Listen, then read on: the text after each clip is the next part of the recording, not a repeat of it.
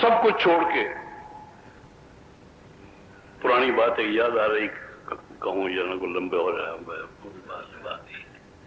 ہمارے ایک نوجوان آیا،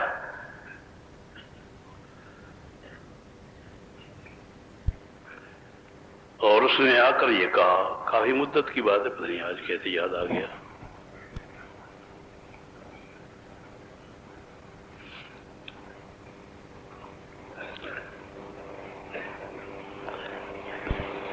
اس کے باپ اس کا ساتھ تھا۔ باپ نے یہ کہا کہ صاحب یہ لڑکا ہے میرا، اور اس نے رات کو اپنی بیوی کو مارا، اور مارا اس طرح سے اس کا سر پھٹ گیا، کوئی لوہے کی چیز ہاتھ آ گئی، زور سے ماری ہے، سر پھٹ گیا ہے۔ اس کے سسرال نے اس کو اٹھا کے لے گئے ہیں، اور سنا ہے کہ وہ مقدمہ دائر کر رہے ہیں۔ اس کو سمجھائیں۔ میں نے کہا اچھا تم جاؤ، میں اس سے بات کروں گا۔ میں نے اس سے پوچھا، میں نے کہا سچ بتا دے، یہ تھانے کا بیان نہیں ہے، یہ میرے تمہارے درمیان باپ بیٹے کی بات ہے، سچ بتا دے کیوں مارا تھا بیوی کو۔ اس نے کہا جی اس لیے مارا تھا کہ میں رات کو رات 11 بجے 12 بجے 1 بجے آتا ہوں واپس کام سے 12-1 بجے واپس آتا ہوں، تھکا ہوا تھا، آیا اور میری روٹی ایک طرف رکھی ہوتی ہے، میں وہ اٹھا لیتا ہوں، کھا لیتا ہوں، پانی پی لیتا ہوں، لیٹ جاتا ہوں، لیٹ گیا۔ بیوی نے اپنی خواہش کی بنیاد پر، جس کا وہ حقدار ہے، وہ میری چارپائی پر آ گئی، میں اٹھ کے چلا گیا، دوسری چارپائی پر جا کے سو کے لیٹ گیا، بیوی پھر میرے پیچھے آئی۔ جب دوسری بار آئی تو مجھے غصہ آیا، اور لوہے کی کام پڑی ہوئی تھی میرے پاس ہی، سریا بڑا سارا، وہ میرے ہاتھ آیا، وہ میں نے مار دیا، زخمی ہو گئی۔ تو میں نے اس سے کہا، میں نے کہا احمق آدمی، یہ صبح سے شام تک جو کام کرتا ہے، اگر یہی رہا تیرا رویہ اور تیرا عمل، تو پھر 4 دن کے بعد پاگل خانے میں ملاقات ہوگی، اس کا نتیجہ تو یہ نکلے گا، اور پاگل خانے تک پہنچ گیا ہے۔ اب تو یہ پاگل پن نے جو کیا ہے، یہ پاگل پن کا ایک حصہ ہے، مکمل پاگل پن کے جب ہوگا جب تو پاگل خانے میں ہوگا۔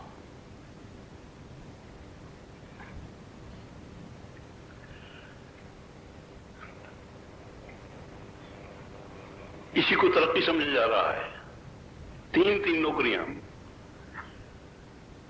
یہ کیا ہے، ملک کا نام چین کے ساتھ جو ہے پھر لگتا ہوا، ہانگ کانگ میں اترے ہم، جمعرات کی رات تھی، حضرت رحمۃ اللہ علیہ تھے، پورا قافلہ تھا، امریکہ جا رہے تھے۔ 2 ساتھی ہمارے پنجاب کے، ایک آدمی کو نوجوان کو لے آئے، کہنے لگے مجھ صاحب یہ آپ کے پنجاب کا رہنے والا ہے، اور بڑی اچھی صلاحیت ہے، مگر بالکل کام میں وقت نہیں دیتا، تبلیغ میں وقت نہیں دیتا۔ میں نے کہا بھائی بس اب اتنا ہی کافی ہو گئی کہ تیری خبر بات جو ہے فیصل آباد تک تو پہنچ گئی، اب پتہ نہیں کہاں پہنچے گی، تب بعد آ جا، توبہ کر لے۔ کہنے لگے جی توبہ کر تو لوں مگر توبہ چلے گی نہیں۔ میں نے کہا کیوں؟ کہنے لگے میری صورتحال ہی ایسی ہے۔ کیا صورتحال ہے؟ کہنے صورتحال یہ ہے کہ میری یہ 3 نوکریاں ہیں، 3 نوکریاں ہیں۔ ایک پہلی نوکری 8 گھنٹے کی، ایک 1 گھنٹے کی، ایک 1 گھنٹے کی، وہ لکھت پڑھت کی ہے، یہ پوری نوکری ہے۔ 3 نوکریاں کرتا ہوں تب گزارا ہوتا ہے۔ تو میں نے کہا کہ اس چولہے کو مختصر کر لے، جس چولہے کی وجہ سے آگ کی بھٹی میں جل رہا ہے اور آگے بھی آگ کی بھٹی میں جائے گا، جب آل ویال کو نہیں دیکھے گا،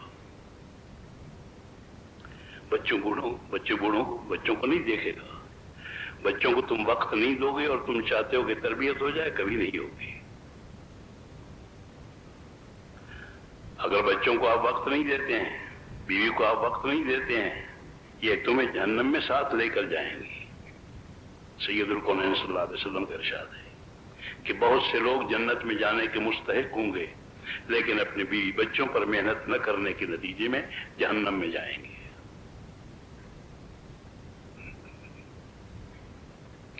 جو محنت کی جگہ تھی وہاں محنت کرنی چھوڑ دی، اس کے نتیجے میں یہی صورتیں پیدا ہوتی ہیں جو میں عرض کر رہا ہوں۔ اس لیے اللہ کے واسطے پہلی اور بنیادی بات یہ ہے، جس بات کو شروع کیا تھا، کہ اللہ کے واسطے آپس میں جڑو، یہ سر پٹبل چھوڑ دو، آدمیت سیکھو۔ یہ بھیڑیا پن ہے، یہ بھیڑیا پنا ہے جو کچھ ہو رہا ہے۔ بھیڑیے یہ کیا کرتے ہیں، کتے پاگل کتے یہ کام کیا کرتے ہیں۔ یہ پاگل کتوں کا کام ہے، یہ بھیڑیوں کا کام ہے، انسانوں کا کام نہیں ہے، گدھوں کا کام ہے۔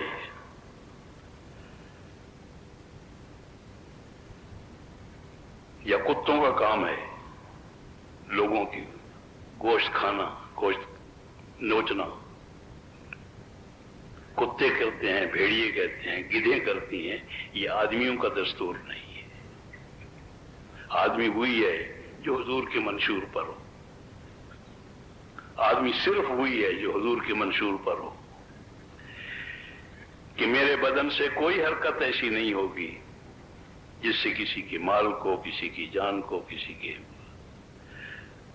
مال کو، جان کو، عزت کو نقصان پہنچے۔ حضور کا یہاں تک ارشاد ہے کہ یہ آدمی اتنا مقدس ہے، وَلَقَدْ كَرَّمْنَا بَنِي آدم، ایسا مکرم ہے عند اللہ کہ کوئی آدمی اس کو حقارت کی نگاہ سے دیکھے اسی وقت اللہ کے ہاں حقیر ہو جاتا ہے۔ لات نہیں ماری ہے، تلوار نہیں ماری ہے، بندوق نہیں چلائی ہے، لاٹھی نہیں ماری ہے، نگاہ حقارت کی نگاہ سے دیکھا ہے، بس حقارت کی نگاہ سے دیکھنے سے اللہ کیا یہ حقیر ہو گیا، وہ تو حقیر ہوتا نہیں، یہ حقیر ہو گیا۔ حقارت کی نگاہ سے دیکھنا حرام، اس کی عدم موجودگی میں اس کی کسی کمزوری کا ذکر کرنا حرام، اور اشد من الزنا، زنا سے بدتر۔ تم اگر یہ سمجھتے ہو کہ ہم بوٹیاں بھی نوچتے رہیں دوسروں کی اور آپس میں جوڑ بھی رہے، کبھی نہیں ہوگا۔ اور دنیا کے اندر امن و امان بھی قائم رہے اور یہ بوٹیاں اور کتوں کی طرح سے لڑنے کا کام بھی باقی رہے، یہ دونوں کام نہیں ہوں گے۔ اس لیے یہ انسانوں کی سرزمین ہے، انسانوں کی سرزمین ہے، انسانوں کے لیے اللہ نے بنائی ہے، یہی دولہا ہے اس کائنات کا آدمی۔ اللہ کے واسطے اس پر محنت کرو، اور اس میں سب سے پہلے تمہاری ذات ہے۔ اپنی ذات پہ محنت کرو، اپنی ذات پہ براہ راست انسان پر محنت کرو۔ یہ جو وسیلے وسائل بنا رکھے ہیں تم نے، ان سے کچھ نہیں ہوگا، جتنے بڑھتے چل جائیں گے اتنے فساد بڑھتا چلا جائے گا۔ آج سے 10 سال پہلے، 50 سال پہلے تھوڑی چیزیں تھیں، جتنی چیزیں بڑھتی چلی جا رہی اتنا فساد بڑھتا چلا جا رہا ہے، اسی تناسب سے بڑھتا جا رہا ہے اور بڑھتا جائے گا، اسی تناسب سے بڑھتا چلا جائے گا۔ اور اگر انسانوں پر محنت کر کے آدمی بنا لو،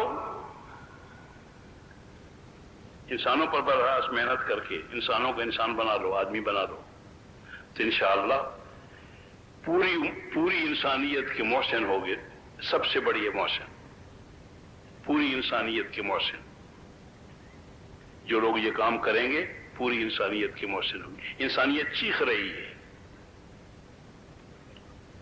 مرد عورتوں سے پریشان ہے، عورتیں مردوں سے پریشان ہیں، حاکم محکوموں سے پریشان ہے، محکوم حاکموں سے پریشان ہے، مالدار غریبوں سے پریشان، غریب مالداروں سے پریشان ہے، ہر طرف سے پریشانی ہی پریشانی، اور پریشانیاں آئیں گی۔ جو یہ تمہاری محنت جتنی بڑھے گی اتنی ہی بربادی لائے گی۔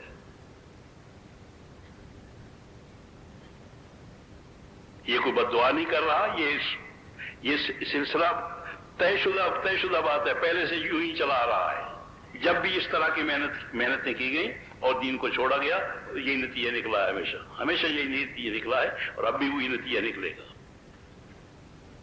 یہ بڑی امت ہے، اس کے بڑے عذاب ہوں گے۔ وہ ایک آدمی، ایک بزرگ ایک دن کہنے لگے کہ مجھ صاحب آپ کو بھی کوئی خواب واب آیا؟ میں نے کہا کیا مطلب؟ کہنے لگے جی لوگ خواب دیکھ رہے ہیں کہ امام مہدی آ گئے۔ میں نے کہا جی نہیں، مجھے تو خواب واب آتے نہیں ہے، اللہ کا شکر ہے، اللہ نے محفوظ رکھا ہوا ہے اس قسم کے۔ باقی کیا قصہ کیا ہے؟ کہنے لگے کہ وہ فلاں آدمی کہہ رہا تھا کہ امام مہدی کا ظہور ہو گیا ہے اسی سال مکے میں، اور تبلیغی جماعت بیعت کرے گی اس کی۔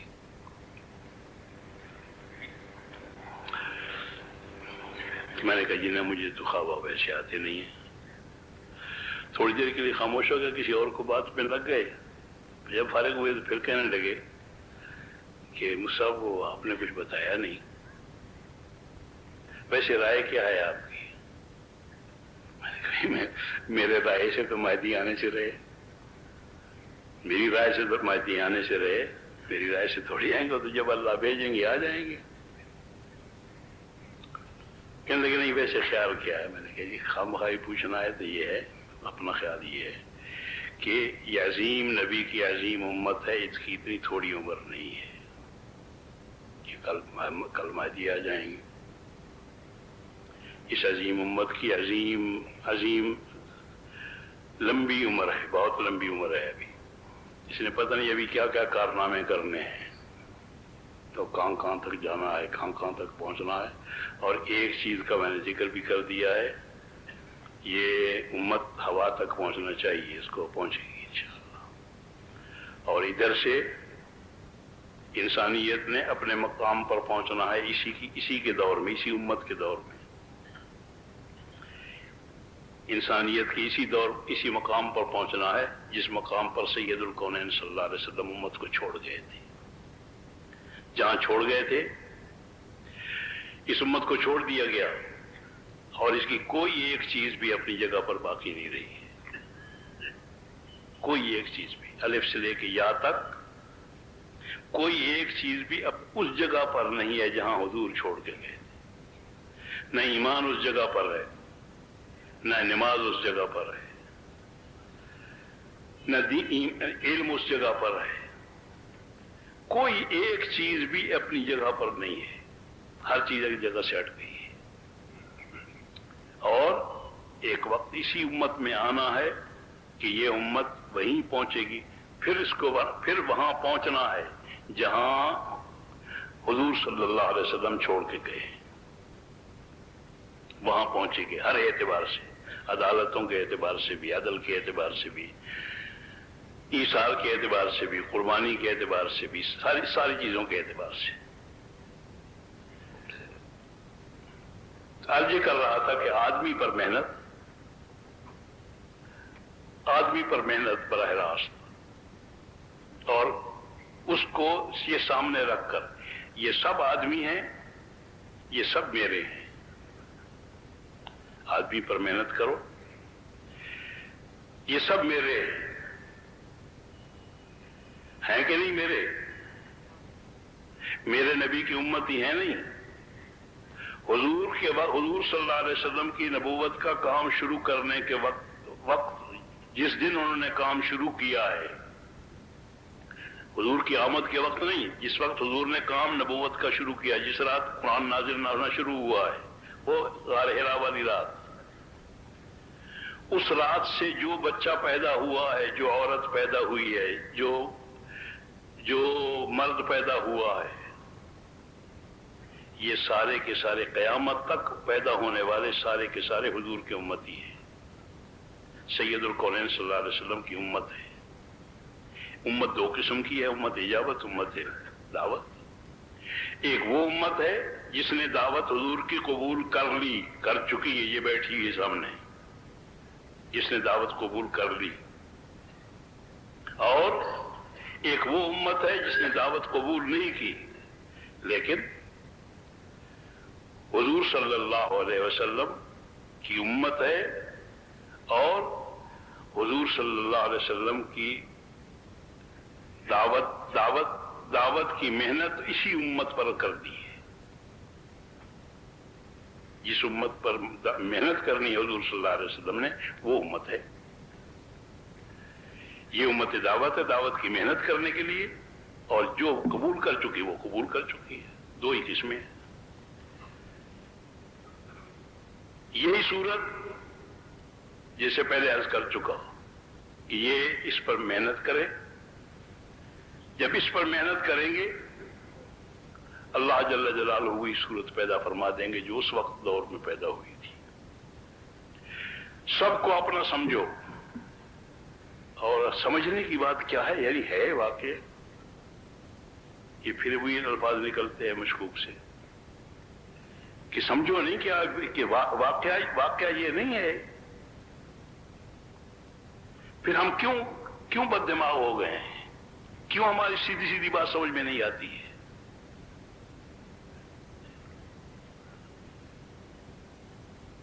ساری حضور کی امت ہے، سارے اللہ کے بندے ہیں، میرے اللہ کے بندے ہیں. اللہ کے بندوں،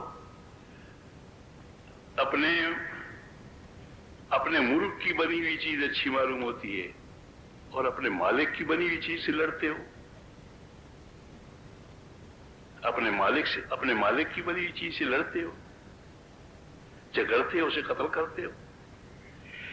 جس نے ایک قتل کیا ہے اس نے کل انسانیت کا قاتل ہے. وہ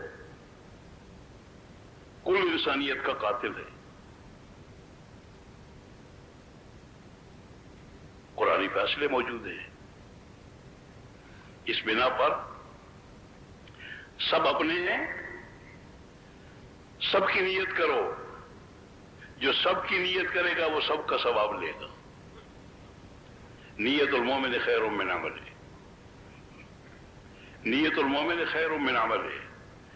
مومن کی نیت اس کے عمل سے بہتر ہے، اس لیے کہ نیت تو بہت بڑی کی جا سکتی ہے اور عمل بقدر ہمت کیا جاتا ہے. عمل تم بقدر ہمت کرو، بقدر ہمت کرو. بلکہ ہمت کے متعلق بھی یہاں ایک بات کہہ لوں اپنے پرانے ساتھیوں سے. سید الکونین صلی اللہ علیہ وسلم کو اس کو بہت اہتمام ہے. امت کے لیے مشکلات پیدا نہیں کی ہیں. مشکلات پیدا مت کرو، آسانیاں پیدا کرو. یسرا ولا تعسرا، آسانیاں پیدا کرو. سہولت کے ساتھ چلو، سہولت کے ساتھ چلو، آرام کے ساتھ چلو. ہم حضور سے آگے نہیں نکل سکتے، ہم صحابہ سے آگے نہیں نکل سکتے. نہ ہمیں شکت ہے، نہ ہمیں ارادہ کرنا چاہیے اس کا. حضور صلی اللہ علیہ وسلم کا جو انداز ہے، ہر چیز میں سہولت سہولت. یہاں تک فرمایا کہ اگر میں امت کو مشکل نہ پیدا ہو جاتی تو مسواک کو فرض قرار دیتا. اگر امت کو مشکل نہ پیدا ہو جاتی تو میں تیسرے حصہ رات کا گزار کے نماز پڑھتا عشاء کی. لیکن اس لیے نہیں کیا کہ امت کے لیے مشکل پیدا ہو جائے. مشکلات پیدا مت کرو، تھوڑا کرو، صحیح کرو. جب سنت کے مطابق کرو گے، حضور کی سنت کے مطابق، انشاءاللہ اس میں بہت برکتیں ہوں گی. بہت سارا نہیں چاہیے، صحیح چاہیے. تبارک الذی بیدہ الملک وہو علی کل شیء قدیر الذی خلق الموت والحیاۃ لیبلوکم ایکم احسن عملا. اکثر عملہ نہیں ہے، ایکم احسن عملا، حسین ترین عمل ہو. اور حسین ترین عمل صرف وہ ہوتا ہے جو محمد الرسول اللہ صلی اللہ علیہ وسلم سے ملتا جلتا عمل ہو، حضور سے ملتا جلتا عمل ہو. اگر حضور سے ہٹ کر اپنی قیاس آرائیاں کچھ کرنی ہے، اس کی اللہ کے ہاں کوئی قیمت نہیں، بلکہ وہ ساری کی ساری مردود ہیں، ان کی کوئی قیمت نہیں ہے. جو حضور سے ہٹ کر، جو حضور سے میل کھاتی ہوئی نہیں ہے. کوئی گفتگو ہو جو حضور سے میل کھاتی ہوئی نہ ہو، کوئی ذکر ہو جو حضور سے میل کھاتا ہوا نہ ہو، کوئی عبادت ہو جو حضور سے میل کھاتی ہوئی نہ، اس کو کوئی قیمت نہیں اللہ کے ہاں، مردود ہے. حضور اور جو حضور سے میل کھاتی ہوئی ہے، پہلی شرط یہ ہے کہ ایمان ہو. 3 بنیادی شرطیں ہیں کسی عمل کے مقبول ہونے کی. ایمان کے ساتھ ہو پہلی شرط. اگر ایمان کے بغیر عمل کیا ہے اللہ کے ہاں اس کی کوئی قیمت نہیں ہے. ایمان ہو اور جو عمل کر رہا ہے وہ عمل خالص رضا الہی کے لیے ہو. یہ رضا الہی کا معاملہ جو ہے نازک ترین بھی ہے اور اہم ترین بھی ہے، اور بڑی کیا کہوں بڑی بے توجہی کی برتی جا رہی ہے اس کے ساتھ.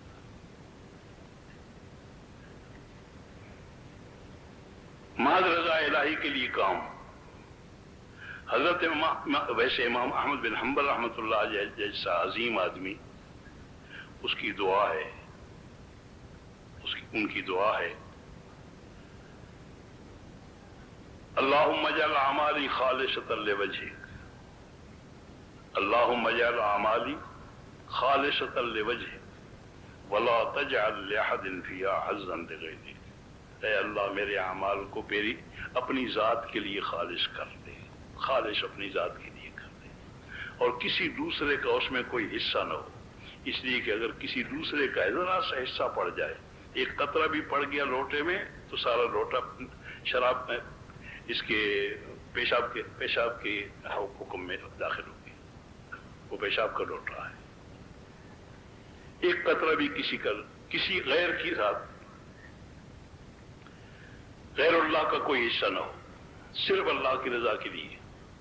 اور جہاں تک اس مسئلے کا تعلق ہے، یہ ایسا نازک مسئلہ نہیں ہے کہ عام طور پر امت نہ کر سکے. جیسے کلمہ مختصر سا بتایا اللہ حضور نے، اسی طرح ہر چیز بہت آسان، سب آسان بتائی ہے. اس کو کوئی قصیہ نہیں بنایا حضور نے اس کو اخلاص کے لیے، اس کو کوئی قضیہ نہیں بنایا اخلاص کو. آسان طبیعی چیز، بالکل ہی آسان. میں ایک دن باہر نکلا اپنے مدرسے سے، باہر نکل کے جا رہا تھا، ادھر سے ایک بچہ آ رہا تھا، وہ کھیلتا کھالتا آ رہا تھا برآمدے میں سے. وہاں درسگاہیں ہیں، یہاں بیت الخلاء ہیں، ادھر بیت الخلاؤں کی طرف آ رہا ہے بظاہر سے. میں اسے اس دروازے پر ملا، میں باہر جا رہا تھا، بچہ ادھر سے آ گیا برآمدے سے دیوڑی میں. میں نے اس سے پوچھا، میں نے کہا بیٹے کہاں جا رہے ہیں؟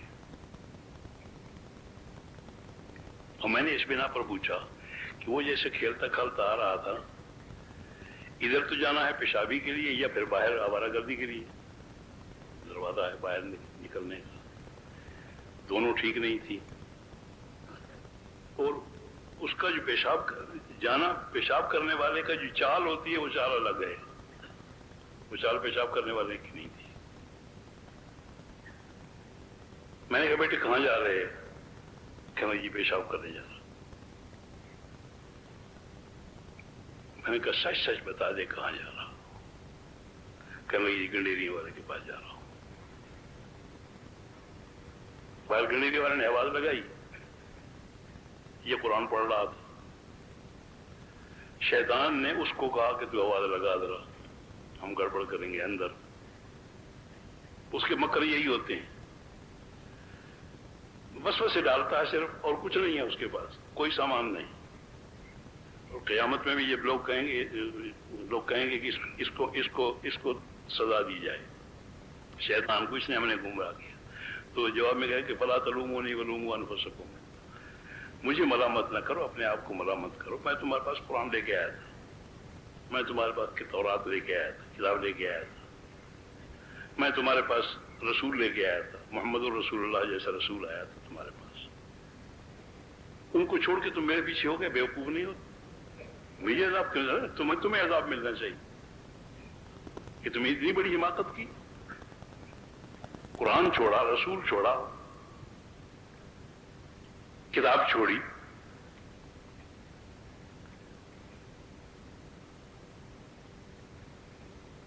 اس پر میں نے اس سے کہا کہ میں کر رہا تھا کہ اس کو کہ بیٹے سچ سچ بتا دیتے کہ جی گنیریوں کے لیے گنیری والے کے پاس جا رہا تھا. میں سوچ میں پڑ گیا کہ اب یہ بچہ جو ہے بیچارہ قرآن پڑھ رہا تھا، اس کو قرآن سے رکھنے کے لیے، بات رکھنے کے لیے وہاں گنیری والے کو وسوسہ ڈالا کہ گنیر کی آواز لگاؤ. آواز لگائی، اس نے آواز سن لی. آواز سنتے ہی اس کو یہ کہا کہ تو استاد سے چھٹی لے لے، چلا جا. اس نے انگلی سے اجازت مانگی ہوگی یا 2 انگلیوں سے اجازت مانگی ہوگی یا زبان سے جھوٹ بولا ہوگا کہ جی پیشاب کرنا. زبان سے جھوٹ بولے آدمی یا انگلیوں سے جھوٹ بولے، دونوں بدن کے اعمال ہیں، ایک ہی قسم کا جھوٹ ہے. وہاں سے نکلا تو آگے موضوع میں کیا پھنس گیا. جب میں نے پوچھا تو پھر بھی اس نے جھوٹ بولا کہ جی پیشاب کرنے جا رہا ہوں. جب میں نے کہا کہ سچ سچ بتا دے تو اس نے سچی بات بتا دی کہ میں گنیری والے کے پاس جا رہا ہوں. میں کہنا یہ کہانی اس لیے سنا، کہانیاں نہیں لڑنی، ہمارے پاس کہانیاں لڑنے کے وقت نہیں ہے، لیکن پھر وہ پڑ جاتی ہے کچھ بات سمجھانے کے لیے. یہ جو بچہ جا رہا ہے 8 سال کا بچہ ہے، یہ ابتدائی قرآن پڑھتا ہے، نادر قرآن پڑھنے والا بچہ ہے. اس کو بھی پتا ہے کہ میری وجہ عمل کیا ہے. یہ جو پیشاب، یہ جو ہم باہر نکلنا ہے، میں کیوں نکلا ہوں اس کو پتا ہے. ہمیں پتہ نہیں ہوتا کہ ہم کیوں کر رہے ہیں، ہم نماز کیوں پڑھ رہے ہیں، ہم یہاں تبلیغ کے لیے کیوں آئے ہیں، یہاں 10 دن جوڑ پہ کیوں آئے ہیں، یہاں کیوں بیٹھے سن رہے ہیں، یہاں کیوں بیٹھے بیان کر رہے ہیں. یہاں ہر چیز کو پوچھو اپنے آپ سے کہ کیوں کر رہا، اور انشاءاللہ چند روز کی محنت کے ساتھ اندر آ جائے گی آواز کہ اللہ کے لیے. اسی نیت سے کرو کہ اللہ کے لیے کرنا ہے، کام کو جو کرنا ہے اللہ کے لیے کرنا ہے. اور اگر محنت نہیں کرتے تو پھر تو خود بخود نہیں آتی کوئی چیز آتی. اور اخلاص جیسی عظیم چیز، دولت جو سارے اعمال کو کہیں کا کہیں پہنچا دیتی ہے، فرش سے عرش تک. لیکن اگر کرنا چاہیں تو کرنے کے لیے کرنا آسان ہے، تھوڑی سی محنت، اخلاص، ایمان کے ساتھ ہو عمل اور اخلاص کے ساتھ ہو، اور حضور صلی اللہ علیہ وسلم کی سنت، حضور کے طریقہ کے مطابق. اگر عمل ایمان کے ساتھ بھی ہو اور اخلاص کے ساتھ بھی ہو اور حضور کے طریقہ کے مطابق نہیں ہو تو اللہ کی قسم اس کی کوئی ردی کی ٹوکری کی چیز ہے، اس کی کوئی قیمت، مردود ہے، وہ مردود ہے وہ چیز. اور صرف مردود بھی نہیں ہے، اس کے متعلق تو بہت سخت لکھا گیا ہے. یہاں تک ہے کہ جیسے سکہ قلبی ہوتی ہے، سکہ قلبی اپنا سکہ چلانا، یہ اپنا سکہ چلانے والی بات ہے. اپنا سکہ چلانا بغاوت کے مترادف ہوتا ہے. یہ باغی ہے خدا کا اور خدا کے رسول کا، نے اپنی کوئی چیز چلائی. اس بنا پر بات وہی کہ محنت کرو اور محنت کرو سلیقہ کے ساتھ اور اجتماعی طور پر مجتمع ہو کر ایک بات، اور تمہیں اندازہ ہے یا نہیں ہے، تم جو یہاں پہنچے ہو جہاں ابھی قریب کی تاریخ میں کبھی کوئی بھی نہیں پہنچا ہے، وہاں پہنچے ہو، اور اسی وجہ سے پہنچے ہو کہ ایک ہو کر چل رہے تھے۔ اگر ایک ہو کر چلتے رہے تو انشاءاللہ منزل پر پہنچنا بہت آسان ہے، منزل پر اللہ پہنچائیں گے اور ضرور پہنچائیں گے انشاءاللہ، لیکن شرط یہی ہے، اور اس کی بنیاد جو ہے ایک ہوتی ہے، وہ عام طور پر پرانوں کی مصیبت ہے، جس کام کے بھی پرانے ہوں، جس کام کے بھی پرانے ہوں، یہ پرانوں کی مصیبت سب سے بڑی ہوتی ہے۔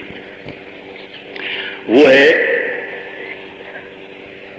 انا خیر منہ خلقتنی من نار وخلقتہ من طین۔ شیطان کو شیطان بنانے والی چیز جو ہے، شیطان نے ڈاکہ نہیں ڈالا، نہ زنا کیا ہے، نہ قتل کیا ہے، بلکہ یہ فرشتوں میں ممتاز ترین ذاکر تھا، فرشتوں کا ممتاز ترین ذاکر، سب سے بڑا ذاکر، سب سے زیادہ ذکر کرنے والا، اسی سے کبر پیدا ہوا۔ کوئی چیز ہوتی ہے نا پاس، پرانوں کے پاس ہوتا ہے علم، پرانوں کے پاس ہوتا ہے تجربہ، پرانوں کے پاس ہوتی ہے قیادت، پرانوں کے پاس ہوتے ہیں اصول، وہی آدمی کو شیطان بناتے ہیں۔ بس اندر یہ بات پیدا ہوئی، انا خیر منہ خلقتنی من نار وخلقتہ من طین، تو جب یہ اندر موجود ہو، یہ وہ گناہ ہے جس نے شیطان کو شیطان بنایا ہے۔ اس لیے سب سے زیادہ بد حضور صلی اللہ علیہ وسلم نے جو شد و مد سے جس سے نفرت دلوں میں بٹھانے کی کوشش فرمائی ہے، وہ یہی کہ جس کے دل میں رائی برابر بھی تکبر ہوگا، رائی برابر بھی تکبر ہوگا، وہ جنت کی خوشبو بھی نہیں پائے گا۔ میں بڑا، میں بڑا، میں بڑا، میں بڑا، مجھے یہ ملنے چاہیے، بڑائی کی جگہیں تلاش کرنا، جگہیں تلاش کرنا بڑائی کی صورتیں تلاش کرنا، بڑائی کے کام تلاش کرنا، بڑائی کے کاموں میں خوش ہونا، چھوٹے موٹے کی ادھر ادھر کی چیز کوئی شان کے خلاف ہو جائے تو اس میں بگاڑ پیدا کرنا، یہ مصیبتیں پرانوں کی ہیں، پرانے اس میں زیادہ مبتلا ہوتے، اس لیے اپنے آپ کو بچا کے چلیے۔ یہ ایک عظیم درمیان میں مرحلہ ہے، اللہ جل جلالہ حفاظت کے ساتھ نکال دے، لیکن نکلنا ہوگا تواضع کے ذریعے سے۔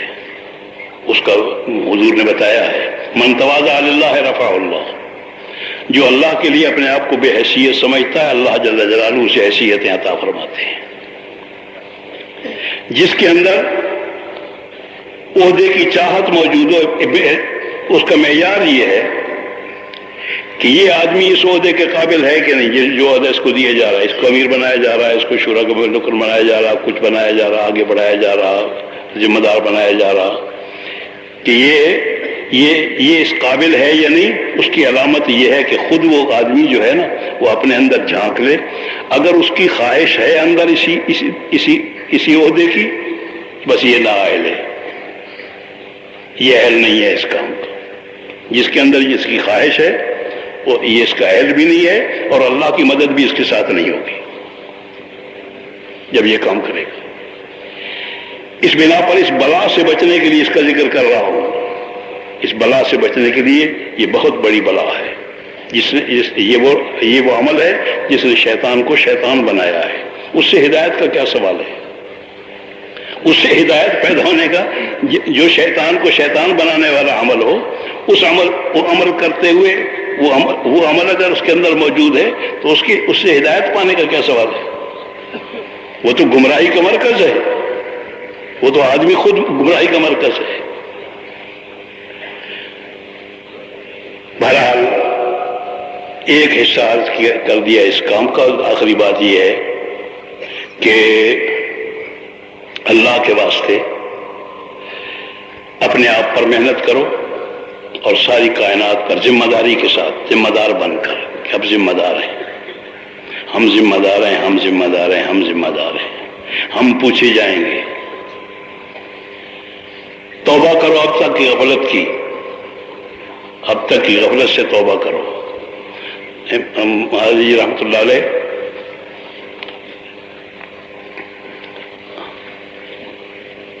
ایک دن دعا مانگ رہے تھے،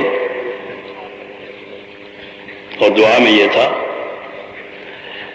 کہ ہم نے اس کام سے جو غفلت کی ہے، اب تک غافل رہے اس کام سے، غفلت کی ہے،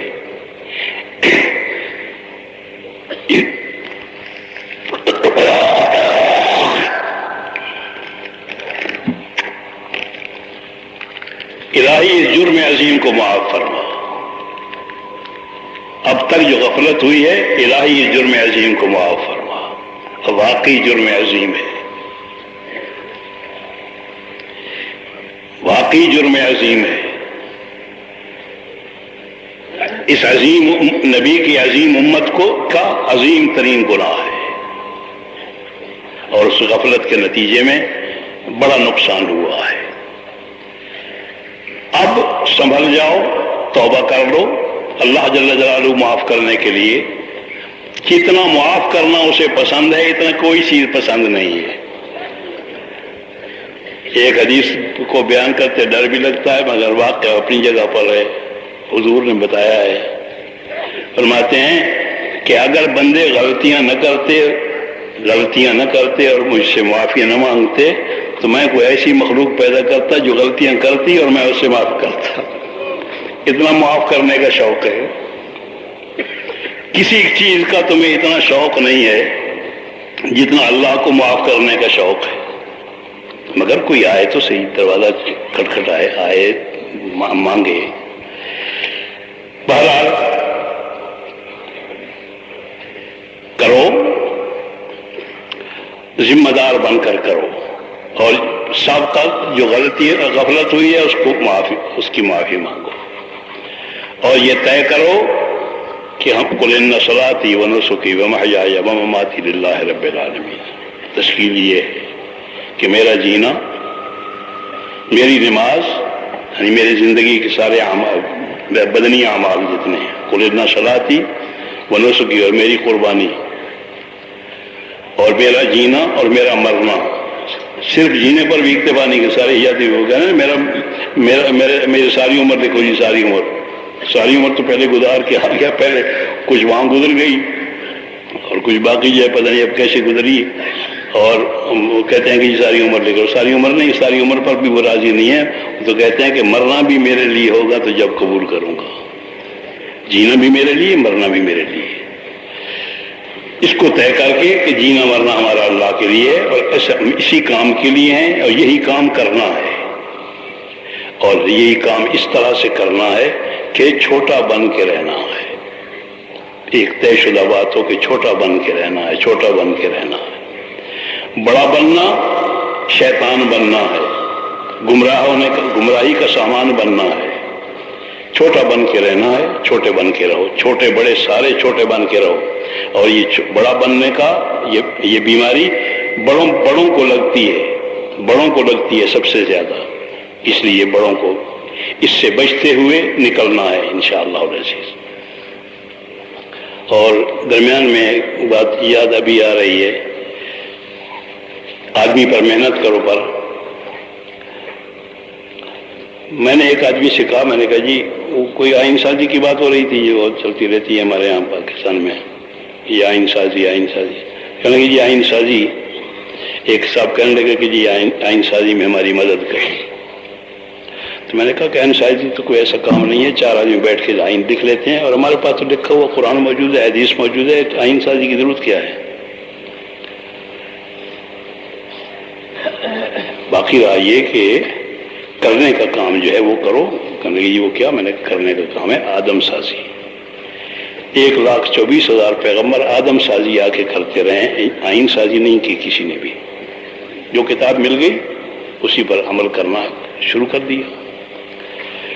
تو وہ آ کے آدم سازی کرتے رہے، آدمی بنانے کی کوئی محنت، اس لیے آدمی بناؤ۔ ان کے ساتھی ایک تھے، وہ کہنے لگے کہ اس صاحب آدمی تو آپ بنائیں گے نا؟ میں نے کہا نہیں، میں نہیں بناؤں گا۔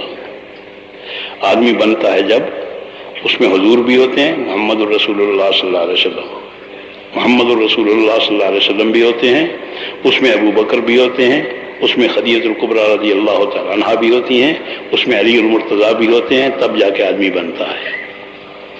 بڑے چھوٹے سارے مل کے محنت کرتے ہیں تو پھر آدمی بنتا ہے۔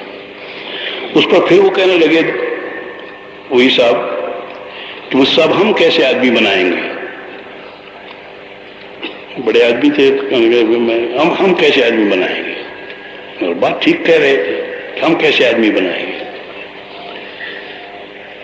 تو میں نے کہا کہ بس ہاں واقعہ یہ ٹھیک سوال کیا ہے آپ نے۔ ایک چھوٹا سا قدم ہے، اگر وہ اٹھا لیا جائے تو اس کے بعد آدمی بنانا بہت آسان ہے۔ کہ یہ وہ کیا قدم ہے؟ سارے متوجہ ہو گئے۔ میں نے کہا کہ وہ چھوٹا سا قدم یہ ہے کہ پہلے آدمی بن جاؤ پھر آدمی بنانا شروع کرو۔ پہلے آدمی بن جاؤ پھر آدمی بنانا شروع کر دو۔ ہم کچھ نہ بنیں، ہم آگے نہ بڑھیں، نہ ایمانیات میں آگے بڑھیں، نہ عبادات میں آگے بڑھیں، نہ معاشرت میں آگے بڑھیں، اپنی معاشرت کو ٹھیک کریں، حضور کی سنت کے مطابق اپنے حضور کے راستے پر نہ چلائیں۔ اگر خود آدمی بن جائیں تو آدمی بنانا بالکل آسان ہے۔ آدمی بنتے ہی آدمی بنانا شروع کر دے۔ آدمی جب بن جاتا ہے تو اللہ کی قسم اسے دیکھ دیکھ کے لوگ آدمی بنتے چلے جاتے ہیں، اسے دیکھ دیکھ کے آدمی بنتے چلے جاتے ہیں۔ صحابہ کے 3-4 واقعے ایسے ہیں کہ ایک جگہ سے گزرے، انہوں نے کہا کہاں جا رہے ہو؟ کہنے لگے فلاں جگہ جا رہے۔ کہنے لگے تم تو یہیں رہ جاؤ۔ انہوں نے رات گزاری وہاں، ان کی عبادت دیکھی، ان کا رونا دیکھا، ان کے اخلاق دیکھے، ان کی سادگی دیکھی، ان کی ساری چیز معاشرت دیکھی، پسند آئی۔ کہنے لگے تم یہیں رہ جاؤ، ہم اپنے ملک کے ساتھ اپنے ملک کا علاقے کا سارا اقتدار تمہارے حوالے کرتے ہیں، اس کو سنبھالو اور اس کو چلاؤ، اس لیے کہ تمہیں چلانا آتا ہے۔ آدمی بن جائیں، بنتے ہی انشاءاللہ لوگ دیکھ دیکھ کر حضرت رائے پوری رحمۃ اللہ علیہ ایک جدے ایک دن بیٹھے ہوئے تھے، حضرت فرمانے لگے کہ حضرت دہلوی کہتے تھے مولانا الیاس رحمۃ اللہ علیہ کہ حضرت دہلوی رحمۃ اللہ علیہ تم لوگوں کے متعلق یہ چاہتے تھے، تم لوگوں کے متعلق یہ چاہتے تھے کہ تم ایسے بن جاؤ کہ لوگ تمہیں دیکھ دیکھ کے مسلمان ہو جائیں۔ حضرت دہلوی رحمۃ اللہ علیہ یہ چاہتے تھے، واقعی وہ یہی چاہتے تھے کہ دیکھ دیکھ کر مسلمان ہو جائیں، اور انشاءاللہ دیکھ دیکھ کر ہی مسلمان ہو جائیں، بشرطے کہ ہم آدمی بن جائیں، ہم خود آدمی بن جائیں اور آدمی بنانے کا کام کریں۔ جب تک آدمی بنانے کا کام نہیں کریں گے تب تک آدمی نہیں بن سکیں گے۔ اس کو بھی مغالطہ نہ رہے جو آدمی بنانے کا کام نہیں کرتا ہے، وہ کہتا ہے کہ میں آدمی بن گیا ہوں، اسے آدمی نہیں بنا بلکہ آدمیت کو بھی سمجھا بھی نہیں ہے۔ آدمی وہی بنے گا جو آدمی بنانے کا کام شروع کرے گا، وہی آدمی بنے گا انشاءاللہ عزیز۔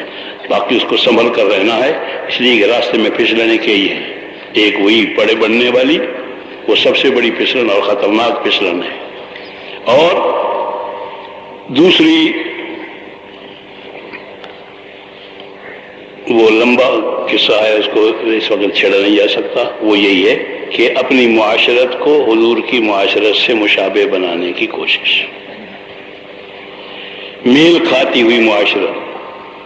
اس وقت میں اس جز کو اس بنا پر کہہ رہا ہوں کہ خطرناک حد تک ہم بگڑ گئے ہیں، ذہنی طور پر اور علمی طور پر ہم خطرناک حد تک بگڑے ہوئے ہیں۔ قرآن کہتا ہے کہ کلوا واشربوا ولا تسرفوا ان اللہ لا يحب المسرفین، کھاؤ پیو کلوا واشربوا ولا تسرفوا، اسراف مت کرو، کھاؤ پیو، بے شک کھاؤ بھی، پہنو بھی، پیو بھی، مکان بناؤ، رسواری لوگ، سب چیز آپ سب کچھ کرو، سب کرنے کی اجازت ہے، لیکن اسراف کی حد تک نہیں۔ اسراف کہتے ہیں کسی جگہ پر خرچ کرنے کی جگہ پر خرچ کرنا، صحیح جگہ پر خرچ کرنا لیکن ضرورت سے زائد، اور تبذیر ایک لفظ اور استعمال کرتا ہے قرآن، ان المبذرین کانوا اخوان الشیاطین۔ تبذیر کہتے ہیں بے محل خرچ کرنا، جہاں خرچ کرنے کی جگہ نہ وہاں خرچ کرنا۔ اس وقت امت اسراف سے نکل کر تبذیر میں آ گئی ہے، ہم سب اسراف میں مبتلا ہیں، اور جب تک اسراف نہ کر لیں اتنے تک ہمیں اطمینان نہیں ہوتا کہ ہم اچھے لگ رہے ہیں۔ ہم اچھے اس وقت لگتے ہیں اپنے آپ کو اور اپنے گھر کو اور اپنے سب کو جس وقت تک جب اسراف کر لیں، یعنی بالکل قرآن کے خلاف سوچنا، مقابل بن کر۔ وہ قرآن کہتا ہے کہ ان اللہ لا يحب المسرفین، اور ہمارا محبوب ترین چیز، ہم محبوب اسی وقت بنتے ہیں جب اسراف کریں۔ یہ ظلم عظیم ہے اور کفر کے کنارے تک پہنچا دیتا ہے۔ جس کو نبی کی معاشرت ہی پسند نہ ہو، جس کو نبی کی معاشرت پسند نہ، اس کا اسلام سے کیا واسطہ ہے؟ میں فتوے کی زبان استعمال نہیں کر رہا۔ جس کو نبی کی معاشرت پسند نہیں ہے اس کے لیے فاروق اعظم کے فیصلے تو الگ تھے، فاروق اعظم کے فیصلے تو الگ تھے، اور معروف فیصلہ ہے ان کا۔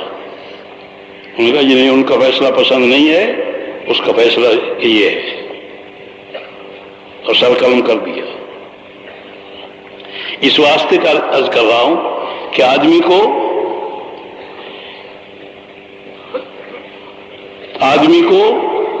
بننے کے لیے محنت کرنی پڑتی ہے، اور محنت کرنے کا یہ آخری جو بات کہی کہ اسراف سے بچو، اپنی معاشرت کو سنبھالو۔ ہم نے مسئلہ بھی ابھی تک اس کو ہم نے مسئلہ ہی نہیں گردانا ہوا، اور حالانکہ سب سے بڑا مسئلہ یہی ہے۔ جس امت کی معاشرت اپنے نبی کی معاشرت پر نہیں رہتی ہے وہ امت تباہ ہو جایا کرتی ہے، وہ غیروں کی معاشرت میں چلی جاتی ہے، یہودیوں کی اور نصرانیوں کی معاشرت میں چلی جاتی ہے، اور امت کی امت تباہ ہو جاتی ہے، ان کی اولادیں بھی تباہ ہو جایا کرتی ہیں، کچھ باقی نہیں رہا کرتا ہے۔ کہیں ایسا نہ ہو کہ کیا کرایا سارا برباد کر بیٹھے، اور سازشوں سے اپنے آپ کو محفوظ رکھنے کی کوشش کرو، شعور سے رہو۔ سازشیں ہوتی ہیں اور اتنی گہری سازشیں چھوٹی اندر ہوتی رہتی ہیں، اور ہر آگے بڑھنے والے کو وہ پیش آتی ہیں، اور وہ ہوتی ایسی زیر زمین ہیں، وہ کیا کہتے ہیں انہیں، یہ جو زمین میں دفن کرتے ہیں اور پھٹتی ہے، اور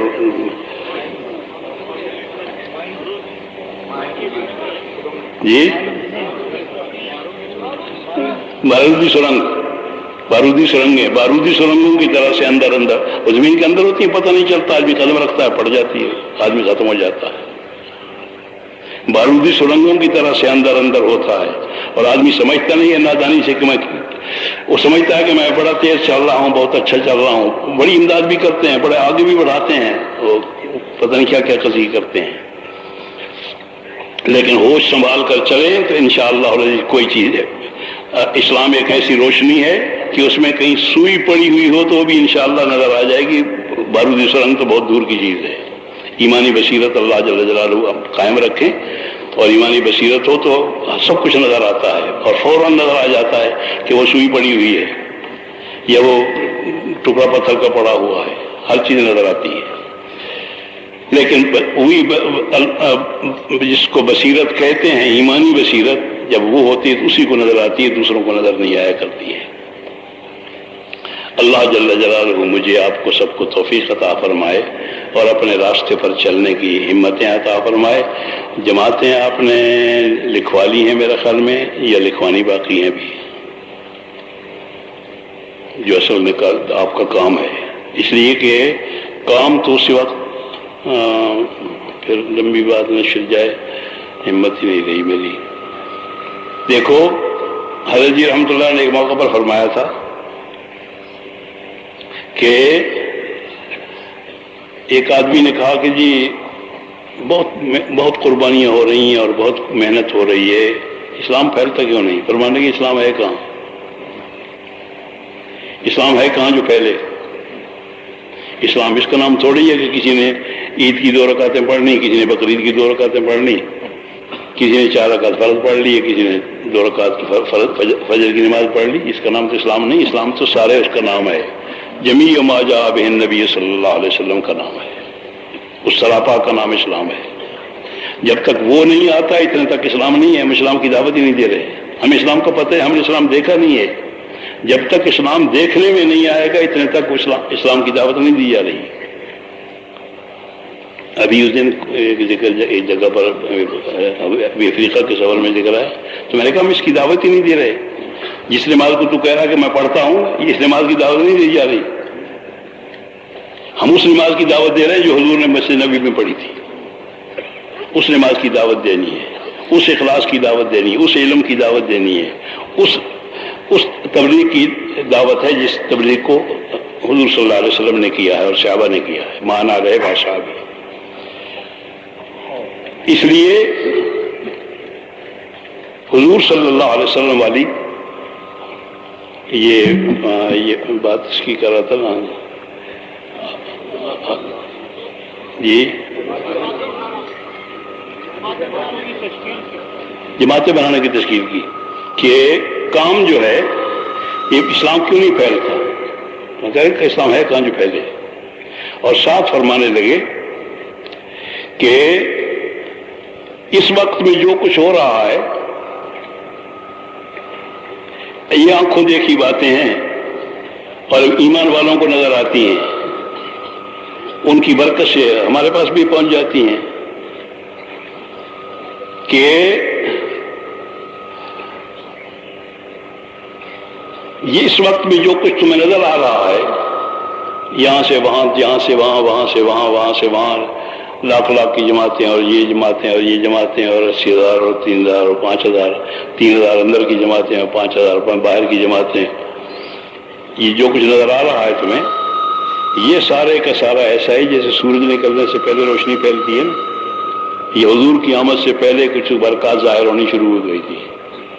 کام آنے والا ہے یا کام کرنے والے آنے والے ہیں، ابھی اس کی برکت ہے ابھی کام نہیں شروع ہوا۔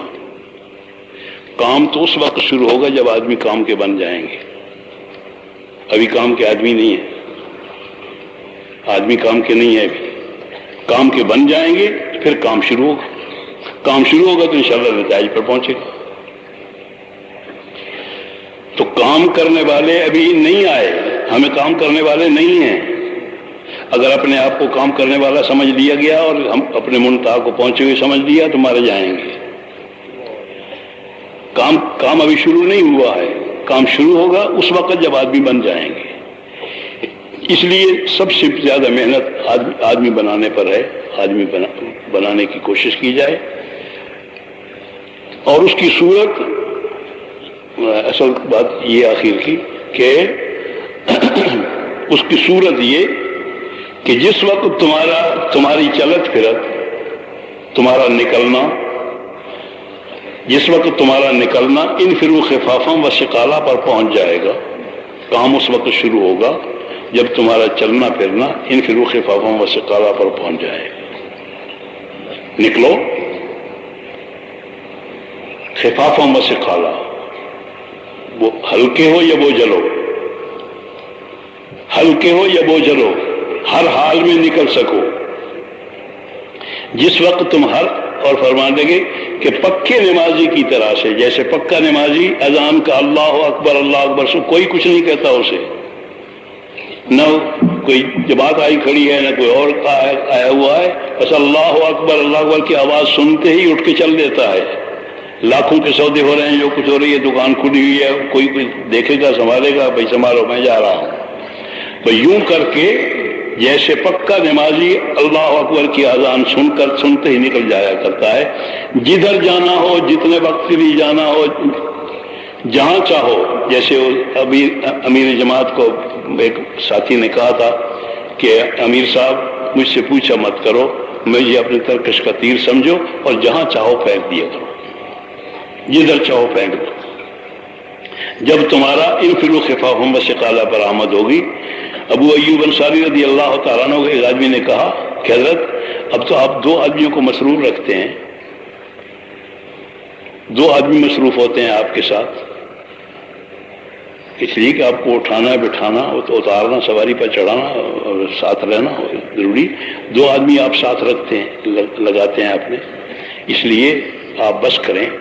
حضور کے وقت سے شروع کیا, حضور کی آمد کے وقت سے شروع کیا ہے پھرنا, اور ماشاء اللہ کوئی جگہ نہیں چھوڑی, کوئی وقت نہیں چھوڑا.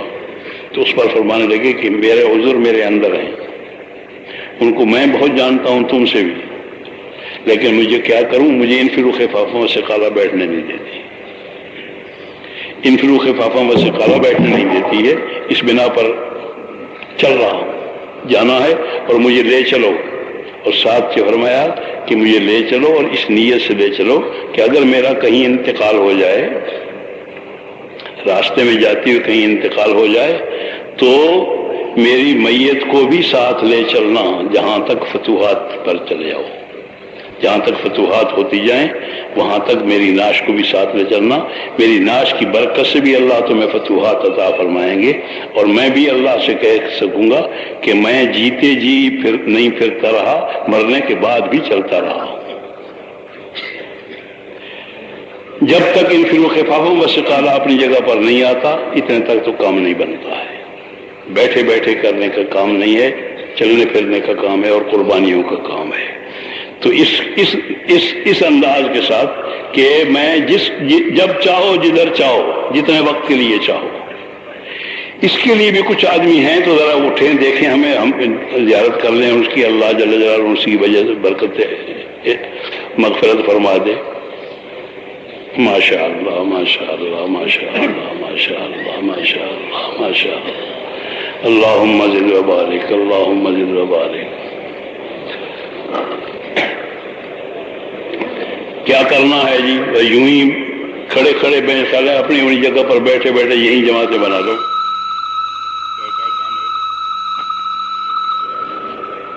سب کے سامنے ہے جو ضرورتیں ہیں, وہ بھی ضرورتیں سامنے ہیں ماشاءاللہ. ملک بھی سامنے ہے, کام کرنے والے بھی, سنبھالنے والے. کیا صورت کر رہے ہیں بھائی ملکوں اس وقت, کیا کرنا ہے اب ان کو اپنے اس کے پاس میں تشکیل کی جی, اپنے اپنے حلقے نہیں لیں گے. ہاں, حلقے کے ذمہ داروں کے پاس جی, حلقوں کے ذمہ داروں کے پاس, حلقے کے ذمہ دار اپنے اپنے حلقے سنبھال لیں. جی, ایک ساتھ ان کو جانا پڑے گا ان کے پاس. جی, یہ مخلوط ہیں, ان کو اپنے حلقوں میں جانا پڑے گا تاکہ ان کی تشکیل ہو جائے. بس بھائی ٹھیک ہے, حلقوں میں جو جس حلقے کے ہیں حلقے سب کو اپنے اپنے معلوم ہے, ان حلقوں کے اندر چلے جائیں اور اپنی تشکیل کروا لیں, اور آگے جو جماعتیں بنا کے.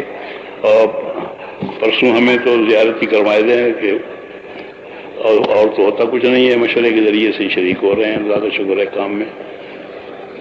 ہمیں زیارت کروا دیجیے اور آگے روانہ ہو جائیے اللہ کا نام لے کر. اپنے اپنے حلقے میں چلے جائیں سارے, اسی نیت کے ساتھ کہ انشاءاللہ جانا ہے, اور اسی مدد کروائیں گے انشاءاللہ. آپ کے جو حلقے ہیں 1 سے 18 تک حلقے ہیں, وہاں ذمہ دار ہوں گے, تو آپ حضرات وہاں تشریف لے جائیں اور وہاں اپنی تشکیل کروا دیں, تفقد کروا کے تشکیل کروا دیں. اس میں جو تشکیل آپ کی ہوگی باہر ملکوں کی, اس لیے کہ آپ تو 4 مہینے سب لگا چکے ہیں الحمدللہ, تو 7 مہینے کے لیے اور 1 سال کی جماعتیں بنا کے وہاں آپ کی تشکیل ہوگی. تب پہلے وہاں تشریف لے جائے اپنے اپنے حلقوں میں, اور اس کے بعد اس جماعت تشکیل ہو جائے اور ساری ترتیب آپ کی بن جائے, پھر جو وہ ذمہ دار آپ کو کہے اس طریقے سے کرے. ٹھیک ہے بھائی, اب کوئی کسی اور کام میں نہ لگے. میں ہمت کر کے اللہ آپ کی اس ارادے کو قبول فرما لے. آپ حضرات کے ارادہ بہت مبارک ہے. اب تھوڑی اس کی جو ہے شکل بن جائے, اور اس کی شکل کیا ہے کہ آپ اپنے ذمہ داروں کے پاس جا کر اپنے حلقوں کے ذمہ دار